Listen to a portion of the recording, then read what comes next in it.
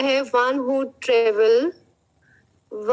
Travel place to place, one who travel place to place. जो व्यक्ति एक जगह से दूसरी जगह घूमता रहता है उसको हम क्या कहते हैं? इटिनरेंट। ओके, आपने इसका एक और वर्ड पढ़ा होगा, मैं एक और वर्ड इसका बता रही हूँ related to that word, that is wandering.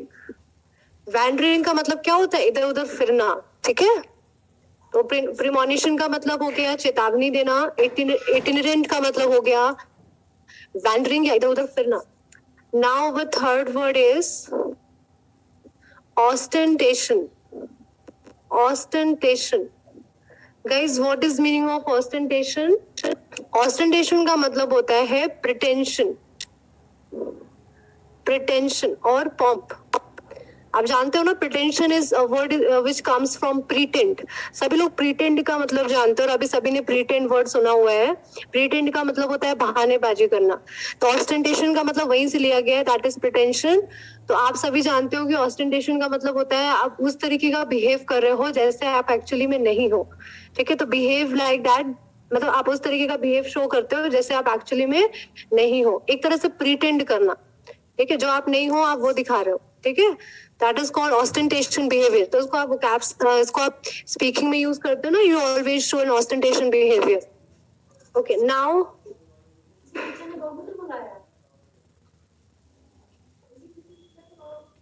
Torpid. Torpid का मतलब होता है इनएक्टिव, इनएक्टिव या एपैथेटिक।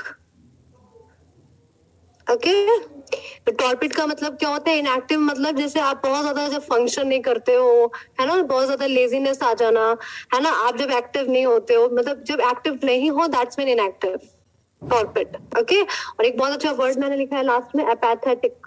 एपैथेटिक मतलब क्या होता है? बहुत ज्यादा जैसे आलसी बिहेव करना, एपैथेटिक बिहेवियर, आलसी होना। ठीक है, okay, now we are going to discuss our last word.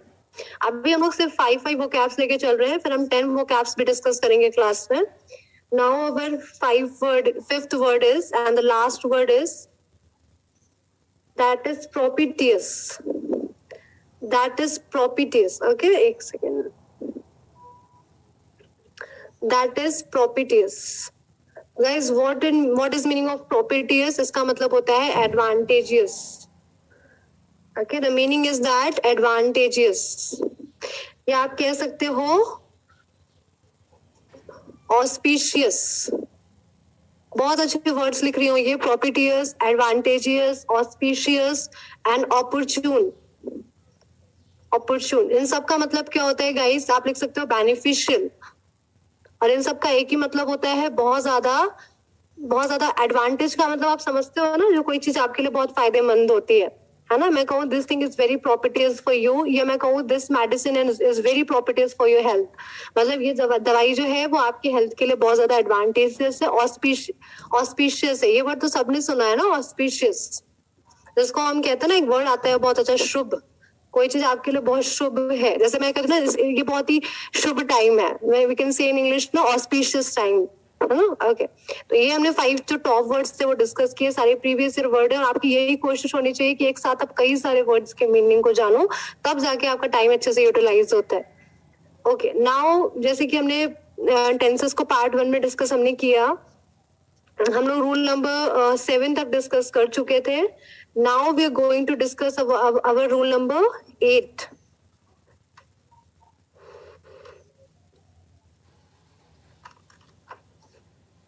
हमने लास्ट रूल डिस्कस किया था, हमने आई थिंक सारे ही रूल डिस्कस कर लिए थे एक बार।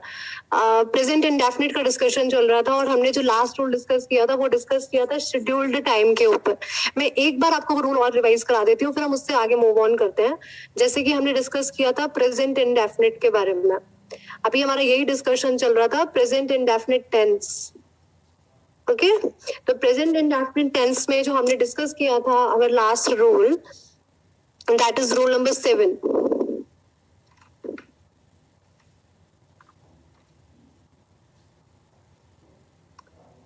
ओके, तो now we are going to discuss our rule number 7। मैं आपको सिर्फ वर्बली बता दे रही हूँ रूल नंबर 7 में हमने क्या देखा था। रूल नंबर 7 में हमने डिस्कस किया था कीवर्ड्स के बारे में। ओके, कौन कौन से कीवर्ड्स हमने देखे थे? हमने वो कीवर्ड्स डिस्कस किए थे जिनसे हम एग्जाम में तुरंत ही आइडेंटिफाई कर लें कि भाई यहाँ पे प्रेजेंट इंडेफिनिट का यूज होना चाहिए। मैंने आपसे कहा अगर वो वर्ड आपको एग्जाम में मिल जाए तो ये संभावना बढ़ जाती है, ये चांसेस बढ़ जाते हैं कि वहां पे प्रेजेंट इंडेफिनिट होगा।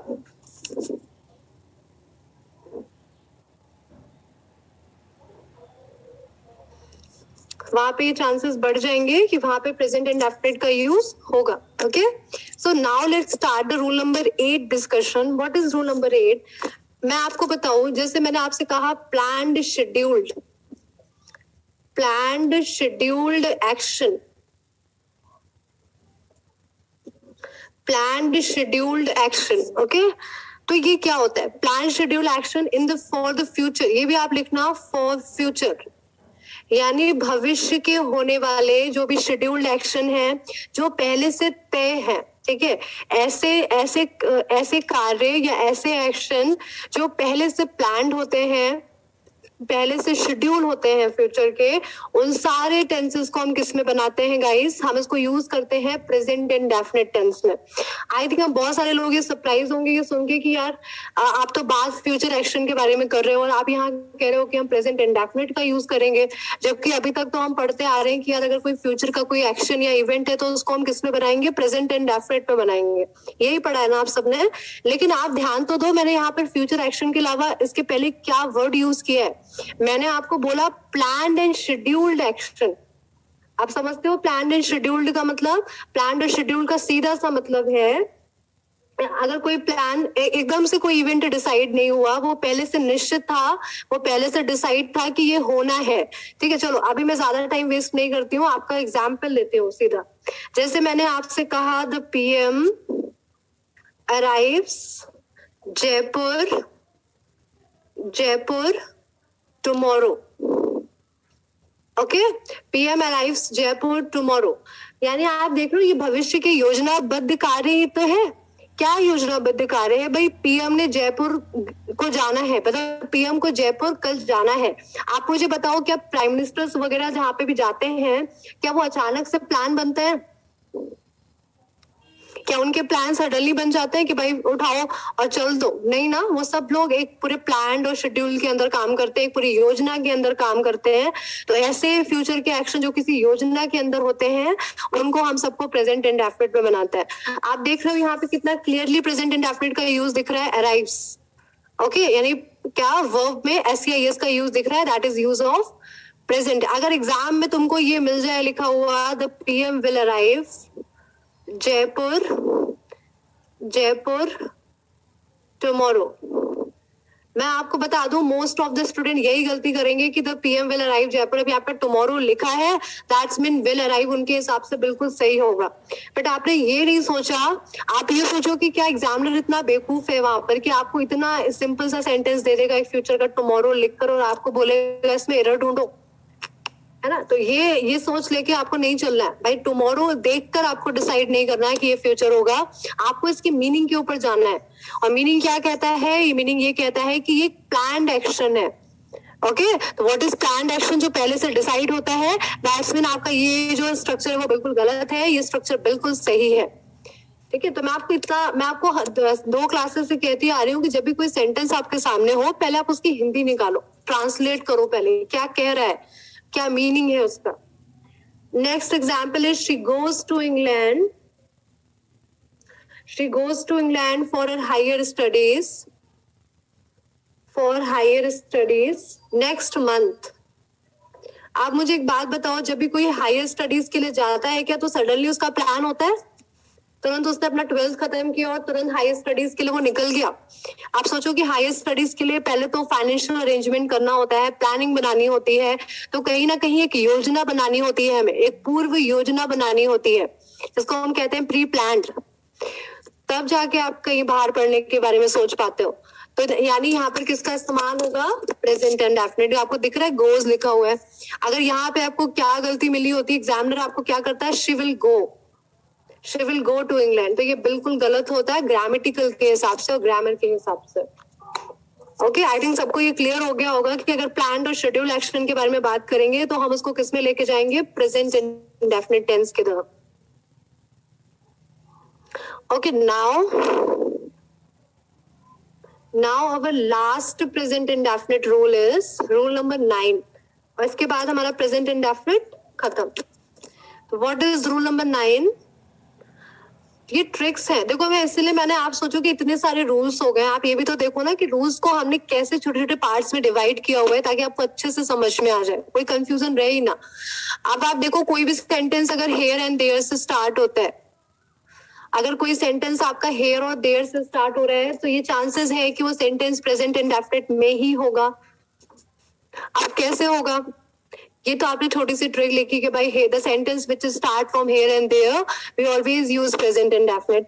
कैसे करोगे, देखो मैं आपको एग्जांपल बताती हूँ. सबसे बढ़िया तो भाई एग्जांपल से चीजें क्लियर होती हैं. Here comes my friend, here comes my friend. एक सेंटेंस मैंने लिखा, हेयर कम माई फ्रेंड. अब आप लोग सोचोगे सेंटेंस तो हमको बिल्कुल एक ही जैसे देखने में लग रहे हैं, है ना. यहाँ पे मैं कम कर दे रही हूँ अभी दोनों जगह, ठीक है. ये भी कम लिखा हुआ है और ये भी कम लिखा है. अब आप सब लोग क्या सोच रहे होगे कि ये सेंटेंस तो हमें बिल्कुल एक ही जैसे लग रहे हैं, कोई डिफरेंस ही नहीं लग रहा. तो हम लोग यहाँ थोड़ा सा चेंजेस कर रहे हैं. ये फ्रेंड्स कर दिया, एक माई फ्रेंड्स लिखा है, एक फ्रेंड लिखा है. आप देख रहे हो सेंटेंस किससे स्टार्ट हो रहा है, हेयर से. आपने क्या कहा कि भाई कोई सेंटेंस अगर हेयर और देयर से स्टार्ट हो रहा है तो हम प्रेजेंट इंडेफिनिट का यूज करेंगे. सबसे बड़ा सवाल स्टूडेंट यहाँ पे ये है कि ये जो कम लिखा हुआ है ना, ये वर्ब जो यूज हुई है ना, ये वर्ब हम कैसे यूज करेंगे. आपको पता है मोस्टली वर्ब कैसे यूज की जाती है, अकॉर्डिंग टू द सब्जेक्ट. अगर सब्जेक्ट सिंगुलर है तो हम ऐसे ये लगा देते हैं, अगर हमारा सब्जेक्ट प्लूरल है तो ऐसे ये हम वहां से हटा देते हैं. तो द क्वेश्चन इज दैट कि हम यहाँ पे ये वर्ब यूज कैसे करें. आपको हेयर के हिसाब से वर्ब को नहीं चेक करना है. पहले बहुत ध्यान से मेरे वर्ड सुनो. आपको ये जो कम है ना, ये इसके अकॉर्डिंग चेंज करना है. My friends is a plural, my friend is a singular. तो आप मुझे बताओ, जब प्लूरल होता है तो SCIS नहीं लगता. दैट्स मीन ये बिल्कुल सही है, हेयर कम माई फ्रेंड. आप यहाँ पे ये कहना चाहते हो यहाँ मेरा फ्रेंड आया है, ठीक है. हेयर से स्टार्ट है, मतलब आप किसी फ्रेंड को इंडिकेट कर रहे हो कि वो यहाँ आया है, यहाँ आने वाला है. कुछ भी नहीं कर रहा हो, इंडेफिनिट का यूज होना है. अब आप देखो यहाँ पे क्या होगा, सिंगुलर माई फ्रेंड. तो यहाँ पे फिर क्या होना चाहिए स्टूडेंट, समझ गया हो ना. यहाँ पे क्या होगा, comes. That is the correct use. तो आपको क्या समझ में आया कि अगर कोई भी हेयर एंड देयर का सेंटेंस है, ये गाइस फिलअप में बहुत हेल्पफुल होते हैं. ये रूल आपको एरर डिटेक्शन में तो हेल्पफुल करेंगे ही, साथ में ये फिलअप्स में बहुत यूज होते हैं, ठीक है. और आप सोचो इतने छोटे छोटे सेंटेंसेस एग्जाम्स में आते हैं, तो ऐसा बिल्कुल है नहीं. और आप बहुत अच्छी तरीके से जानते हो कि सेंटेंसेस कितने ज्यादा बड़े बड़े आते हैं, और बहुत बड़े भी नहीं आते, इससे तो बड़े ही आते हैं, ठीक है. और थोड़े से ट्रिकी आते हैं. लेकिन यार आप मुझे बताओ क्या ट्रिकी सेंटेंसेस को आने से क्या रूल्स चेंज हो जाते हैं. रूल्स कभी चेंज नहीं होते स्टूडेंट्स. अगर आपका कोई हेयर से मैंने यहाँ पे लिखा है एग्जाम्पल, तो वहां पे हेयर करके ही कुछ आएगा. अब हो सकता है वो आगे सेंटेंस कुछ ट्रिकी लिख दे, लेकिन रूल्स कभी भी चेंज नहीं होंगे, ठीक है. चले, इसी का एक और एग्जाम्पल ले लेती हूँ मैं. देयर का एक एग्जाम्पल ले लेती हूँ. चलो, देयर गो द बस. भाई बस को आप इंडिकेट कर रहे हो, आपको पता है ना देयर हम लोग मोस्टली यूज कर देते हैं जहाँ पे कोई सब्जेक्ट का यूज नहीं होता. There go the bus. आप मुझे बताओ, जब यहाँ पे बस है तो इसके हिसाब से यहाँ पे क्या गो सही है. बस इज अ सिंगुलर ना, तो यहाँ पे गो नहीं आएगा, क्या आएगा, गोज आएगा. ओके ओके, आई थिंक आप सबको ये प्रेजेंट इंडेफिनिट क्लियर हो गया होगा. प्रेजेंट इंडेफिनिट का जो जिसने भी जाके जरूर देखो संकल्प क्लासेस यूट्यूब चैनल में, वहां पे बहुत अच्छे से मैंने रूल 1 रूल 7 करके समझाए हैं. और वहां पे जो मैंने प्रेजेंट इंडेफिनिट के रूल डिस्कस किए हैं वो बहुत ज्यादा इंपॉर्टेंट है. ओके, नाउ अब हम बढ़ते हैं प्रेजेंट कॉन्टिन्यूअस की तरफ. तो आप लोग सब लोग हेडिंग डाल लो, present continuous tense, our second rules. Okay, क्या होता है प्रेजेंट कॉन्टिन्यूअस. अगर आपको हिंदी में पता करना हो कोई सेंटेंस प्रेजेंट कॉन्टिन्यूअस में है या नहीं, या होना चाहिए, तो आप क्या चेक करते हो. पहले आप उसको हिंदी ट्रांसलेट करते हो ना, क्या निकलना चाहिए लास्ट में, रहा है, रही है एंड रहे हैं. एवरीबडी नो ना भाई, ये बहुत जरूरी है. आप सोचो कि क्या मैम आप रहा रही बता रहे हो, नहीं बिल्कुल नहीं. आप ये बात सुनो कि जब तक आपको, मैं आपको बहुत क्लियर बता दे रही हूँ, अगर आप कॉम्पिटिशन की तैयारी कर रहे हो इंग्लिश की और बहुत सीरियस हो अबाउट द प्रिपरेशन, तो हर चीज को हिंदी ट्रांसलेट करने की आदत डाल लो, क्योंकि हिंदी ट्रांसलेट करने से बहुत सारी चीजें हमें तुरंत पता चल जाती है। यार ये सेंटेंस कॉन्टिन्यूअस में जा रहा है, ये सेंटेंस इंडेफिनिट में जा रहा है, तो आपको तुरंत आपको एरर मिल जाता है। ठीक है, अभी सब चीजें मैं आपको प्रैक्टिकली अपने ही सेशंस पे कराऊंगी। ठीक है, अब एकदम से सब कुछ नहीं हो सकता, वन बाई वन हम आगे चल रहे हैं, आपको सब कुछ मिलेगा। अभी आप बने रहो, आपको सब कुछ पता चलेगा कि कैसे कैसे हम सेंटेंस करते हैं, एक्सरसाइज एक्चुअली करनी कैसे है। अभी तो मैं आपको सिर्फ रूल्स बता रही हूँ, इनको एक्चुअली फॉलो कैसे करना है अभी तो वो भी देखना है ना एक्सरसाइजेस में। तो सारी चीजें एकदम से नहीं होंगी, पहले आपका काम है कि आप रूल्स को समझते जाओ। ओके, तो what is this structure of everybody is known as subject is am are. पे जिनको नहीं पता है हल्का सा ओवरव्यू दे रही हूँ रूल के बारे में। Verb plus ING plus object, इनको फोर्थ फॉर्म भी कहते हैं, आपको पता होना चाहिए। It is also known as verb fourth form and it is also known as present participle. ये जिनको नहीं पता है ये लिख लें। ये जो आप लोग अभी तक पढ़ते आ रहे हो ना वर्ब प्लस आईएनजी, इसको सिर्फ हम वर्ब प्लस आईएनजी नहीं कहते हैं, इसको प्रेजेंट पार्टिसिपल भी कहते हैं। एक्चुअली में इसको प्रेजेंट पार्टिसिपल कहते हैं। ये वर्ब है, ठीक है, ये वर्ब की कौन सी कहलाती है? प्रेजेंट पार्टिसिपल, जिसको हम कहते हैं फोर्थ फॉर्म। अब आप थोड़ा सा, आपको सबको पता है ना इस कब यूज होता है भाई? इस कब यूज होगा जब सब्जेक्ट कैसा होगा? सिंगुलर सब्जेक्ट होगा तो हम किसका यूज करेंगे? इसका। जब आई होगा तो किसका यूज करेंगे? एम का। जब हमारा प्लूरल सब्जेक्ट होगा स्टूडेंट्स तो हम क्या यूज करते हैं? आर। एक थोड़ा सा रिवीजन कराया है मैंने कॉन्टिन्यूअस के स्ट्रक्चर का, वैसे तो सभी को पता होता है ये, और आपको नहीं पता है तो आप इसको जल्दी से नोट डाउन करो इस स्ट्रक्चर को। Subject is am are, verb की fourth form plus object. Okay, चलो अब हम बढ़ते हैं अपने एडवांस रूल्स की तरफ, जो भाई मेन हमारा है for the competitive exams. That is rule number 1 for present continuous. क्या है रूल नंबर 1? प्लीज बहुत ध्यान से सुनना। अब आप यहाँ पे फोकस करो। अभी तक आपने पहले क्या पढ़ा क्या नहीं पढ़ा, आप बाद में वीडियोस देखते रहना, आप इसको बहुत ध्यान से देखो। सबसे पहले कीवर्ड्स। भाई ये कीवर्ड्स क्या है? ये कीवर्ड्स वो होते हैं जो हमें तुरंत हम देख के पता कर ले कि भाई यहाँ पे कॉन्टिन्यूअस का ही यूज होना चाहिए, भाई ये कौन सा टेंस यूज हो रहा है। ठीक है, हम तुरंत समझ जाएं कि कौन सा रूल्स यूज होना चाहिए, हमारा टाइम बचता है। कीवर्ड्स हमारा क्या करते हैं? टाइमिंग सेव करते हैं एग्जाम में। कौन कौन से वर्ड है गाइस? साथ साथ में लिखना है। Now, right now, presently, presently, okay, at present. मैं बोलती जा रही हूँ, आप लोग मेरे वर्ड्स को ध्यान दो। Now, right now, presently, at present, these days, currently, this morning, at this moment, this moment, एक बहुत अच्छा वर्ड है गाइस, nowadays। ओके, आप एक्सेट्रा लिख सकते हो आगे।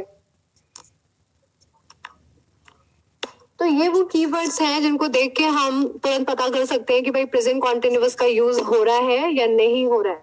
ठीक है, चलो, तो ये तो अभी हमने रूल लिखा। रूल भाई तब तक क्लियर नहीं होता जब तक उसका एक एग्जाम्पल डिस्कस ना हो। ठीक है, तो नाउ और हम इसको और कंफर्म करते हैं विद एग्जाम्पल्स के साथ।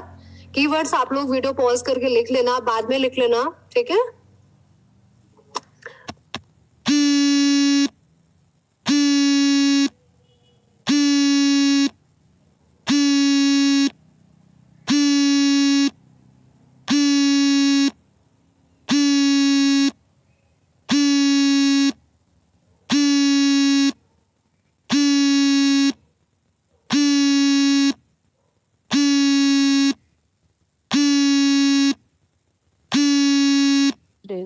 वो इन रह रहे हैं, दिल्ली में रह रहे हैं।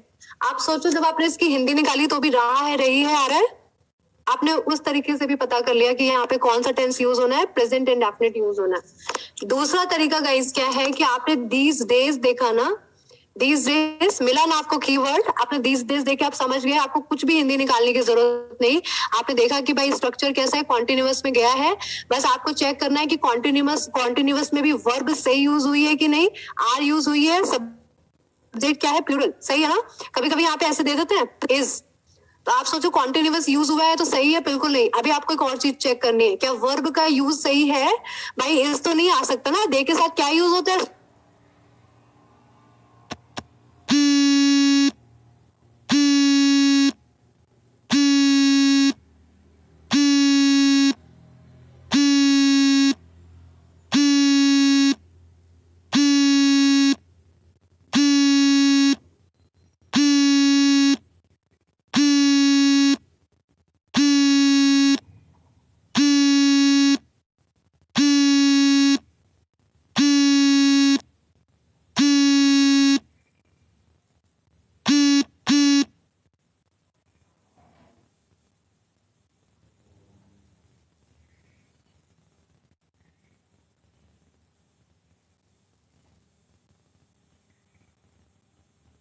व्यूअर्स इस चैनल को देख रहे हैं गाइस, प्लीज इस चैनल को शेयर एंड सब्सक्राइब करना बिल्कुल मत भूलिएगा। जितना ज्यादा हो सके अपने फ्रेंड्स के बीच में इस वीडियो को, इस चैनल को शेयर करिए, ताकि लोगों तक ये एसेंशियल इंफॉर्मेशन पहुंचती रहे। Okay, presently I am pursuing my graduation. आप लोग कहते हो ना, जैसे कि अभी इस समय आप ग्रेजुएशन कर रहे हो सपोज, तो आप क्या कहते हो अपने फ्रेंड्स के साथ या अपने किसी रिलेटिव के साथ कि भाई इस समय मैं ग्रेजुएशन परसुइंग कर रहा हूँ। परसुइंग का मतलब होता है करना। आप देख रहे हो यहाँ पे क्या इस्तेमाल हुआ, मैंने कीवर्ड को बहुत अच्छे से हाईलाइट कर रही हूँ मैं, प्रेजेंटली आ गया। अब वैसे भी इसकी हिंदी भी निकाल के देख लो कि इस समय प्रेजेंट टाइम में मैं क्या कर रहा हूँ, ग्रेजुएशन कर रहा हूँ। हो गया ना, हमें कीवर्ड्स को ध्यान देना है। एक लास्ट एग्जाम्पल मैं और लेती हूँ, फिर मैं आगे बढ़ती हूँ रूल नंबर 2 की तरफ। ओके, और rule number 2 guys most important है, please don't skip it. Most important rule number 2, बहुत सारे क्वेश्चंस एग्जाम में आए हैं उसके ऊपर। एग्जाम्पल 3 का मैं बात करूं, एग्जाम्पल नंबर 3 क्या है, it is raining heavily these days। इन दिनों क्या हो रही है, भारी वर्षा हो रही है। It is raining heavily these days।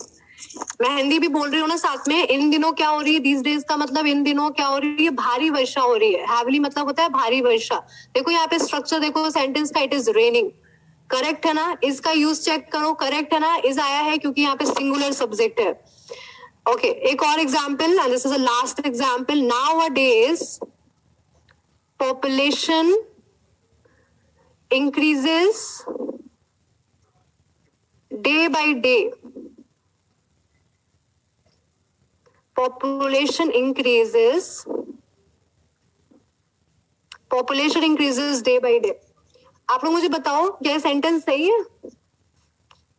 Nowadays the population increases day by day।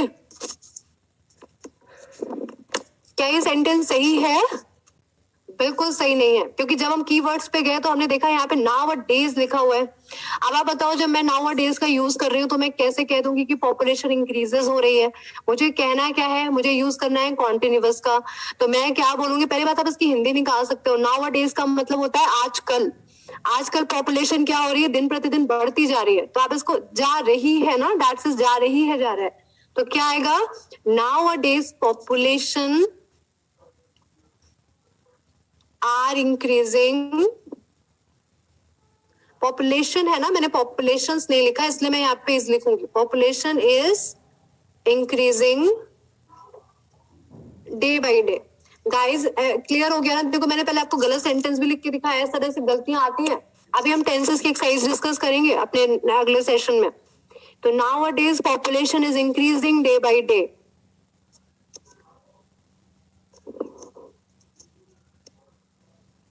Okay, I think आपको रूल नंबर 1 बहुत अच्छे से क्लियर हो गया है सबको। तो आपको कीवर्ड्स तो देखना ही है, साथ में आपको हिंदी ट्रांसलेट भी करना है। ये 2 चीजें बहुत ज्यादा हेल्पफुल होंगी आपको एरर फाइंड करने में।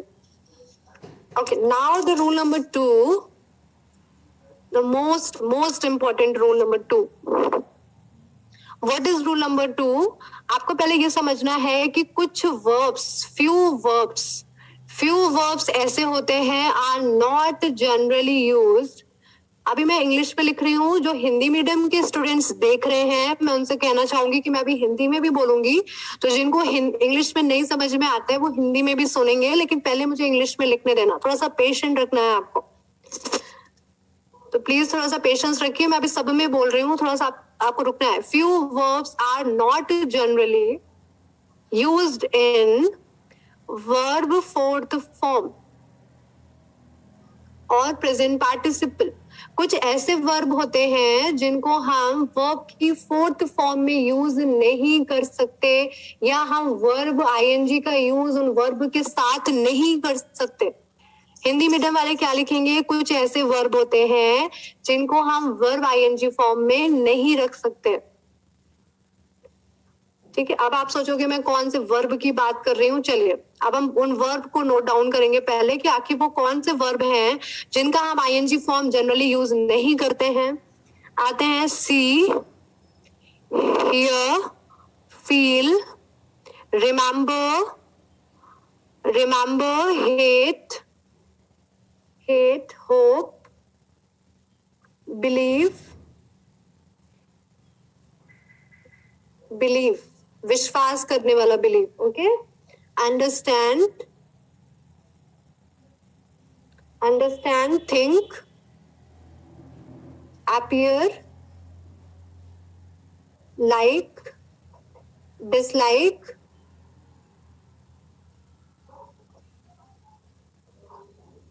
smell, etc. Okay, please note down these words. These are very important role.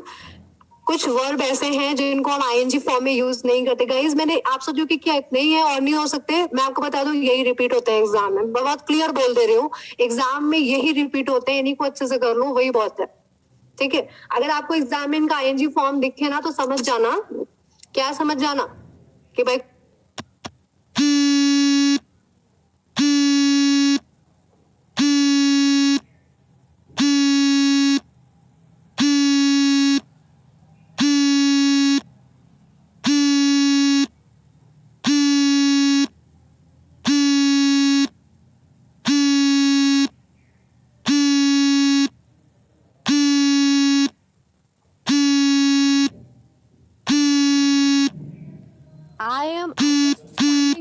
problem. I am understanding your problem.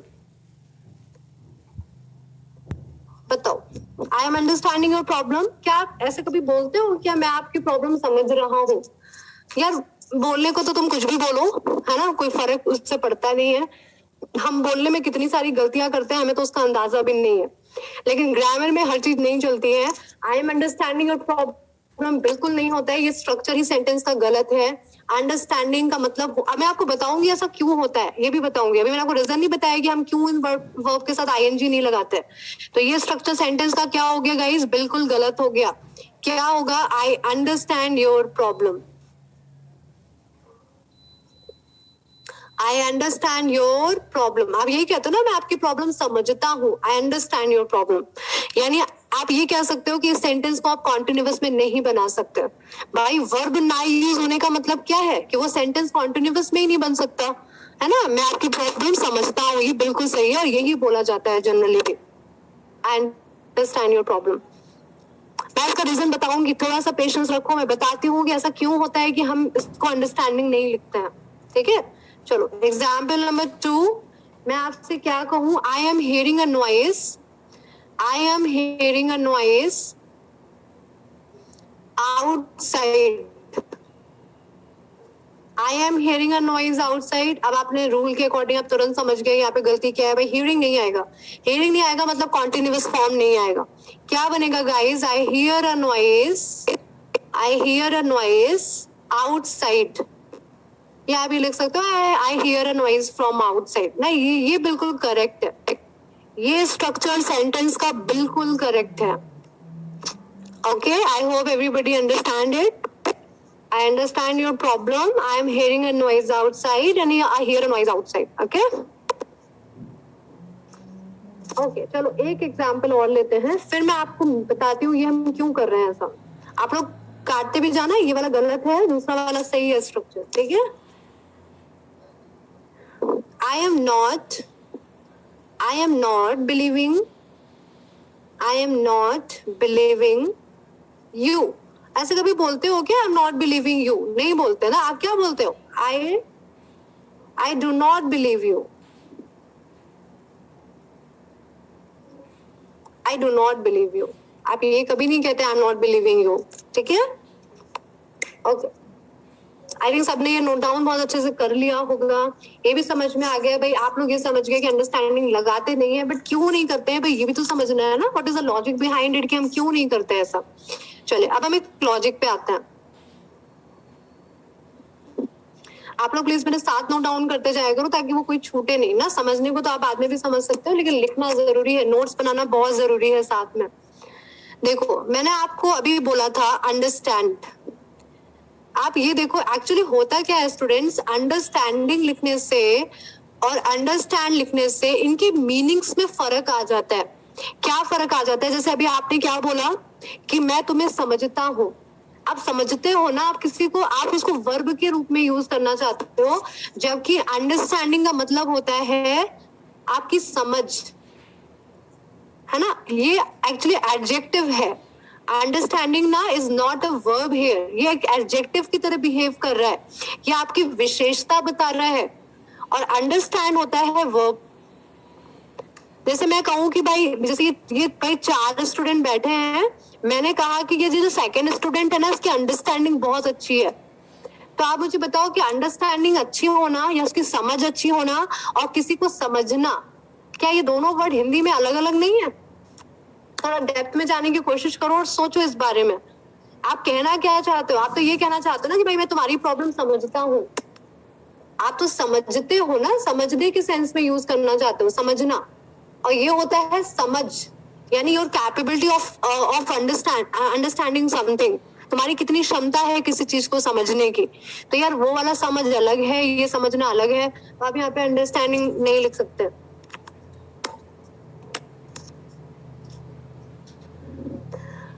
अभी इसी तरीके से हम बात करें थिंकिंग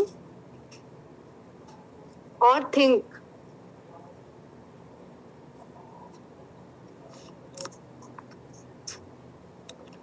थिंकिंग और थिंक, क्या फर्क है दोनों में? देखो थिंकिंग का मतलब होता है स्टूडेंट विचार, और थिंक का मतलब होता है सोचना। आप मुझे बताओ, जब आप किसी के बारे में थिंकिंग करो तो आप ये कहते हो कि मैं तुम्हारे बारे में, मतलब ये मेरा विचार है। कोई थॉट्स होते हैं क्या? विचार मतलब थॉट्स। जैसे मैं कहूँ तुम्हारे बहुत ही पॉजिटिव थॉट्स है, तुम्हारी थिंकिंग बहुत पॉजिटिव है, तो क्या वो वाली थिंकिंग और तुम्हारा सोचना क्या एक ही जैसा है? आप खुद बताओ मुझे, क्या तुम्हारा सोचने वाला थिंकिंग और तुम्हारे विचार एक ही होते हैं? भाई विचार तो आपके पर्सनली होता है ना। मैंने कहा यार your thinking is so much negative, your thinking is so much positive, तो वो थिंकिंग विचार होता है। थिंक का मतलब होता है सोचना। तो जब मैं कह रही हूँ ना, मैंने आपसे कहा, जैसे आप ये कहोगे कि I am thinking about you, I am thinking about you, आप ये बोलोगे क्या? यार ये तो थिंकिंग का मतलब विचार होता है ना, मतलब मैं विचार कर रहा हूँ तुम्हारा, वो वाला विचार करना नहीं। एक्चुअली ये सोचने का मतलब विचार करना भी होता है, वो विचार करना होता है। विचार करना और विचार फर्क है ना यार। आप देखो ना, सोचो थोड़ा सा हिंदी में डेप्थ में सोचो, इनमें फर्क क्या है? विचार करना और विचार, थॉट्स। ठीक है, तो इसलिए हम यहाँ पे थिंकिंग नहीं लगाते हैं। अगर आप किसी के बारे में सोच रहे हो, किसी के बारे में सोचना हो रहा है, तो आप थिंक कहते हो, I think about you. Okay, आप क्या कहोगे? I think about you.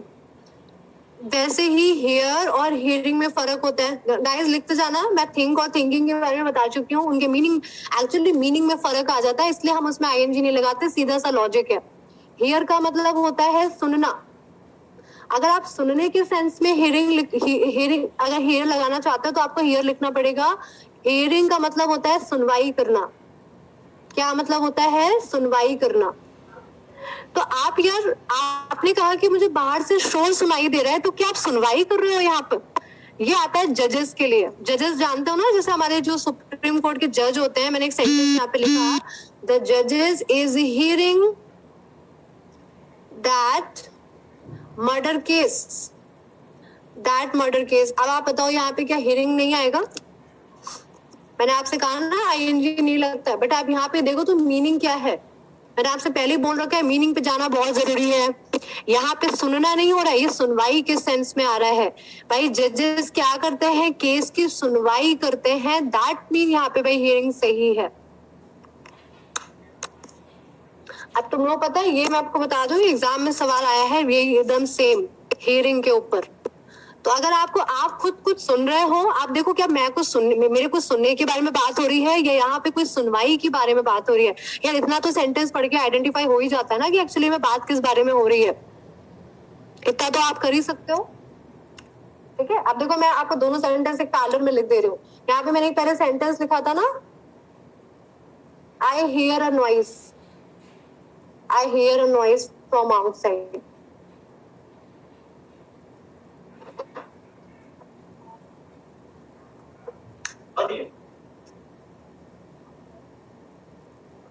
I hear a noise from outside. आप मुझे बताओ इसमें क्या गलती है?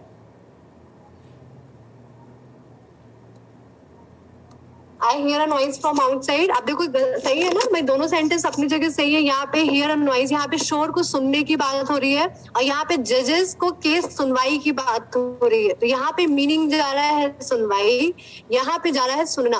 ओके, अब मैं ज्यादा इसको डिस्कस नहीं करूंगी, आपको समझ में आ गया होगा कि एक्चुअली में यूज कब करते हैं हियर का और कब करते हैं हियरिंग का। ठीक है, इसीलिए हम लोग जनरली हियरिंग नहीं लिखते, क्योंकि भाई सुनवाई करने का जो मीनिंग होता है बहुत कम आता है, रेयर आता है। ठीक है,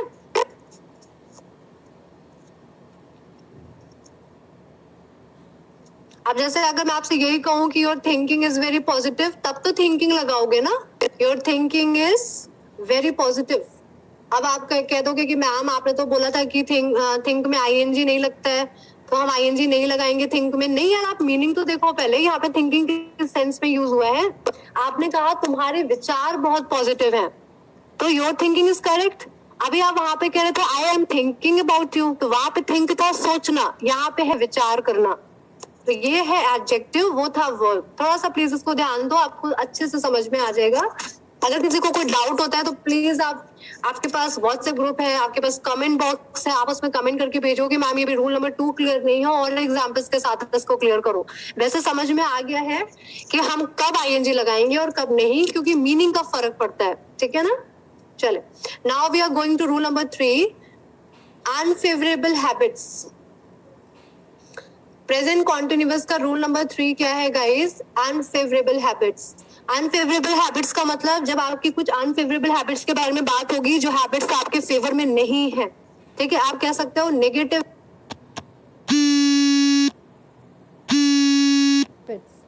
तभी हम किसका यूज करते हैं? प्रेजेंट इंडेफिनिट का यूज करते हैं। She always gets up early in the morning. Early in the morning. She is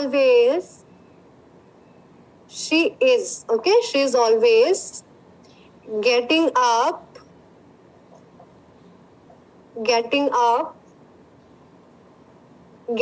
up late in the morning.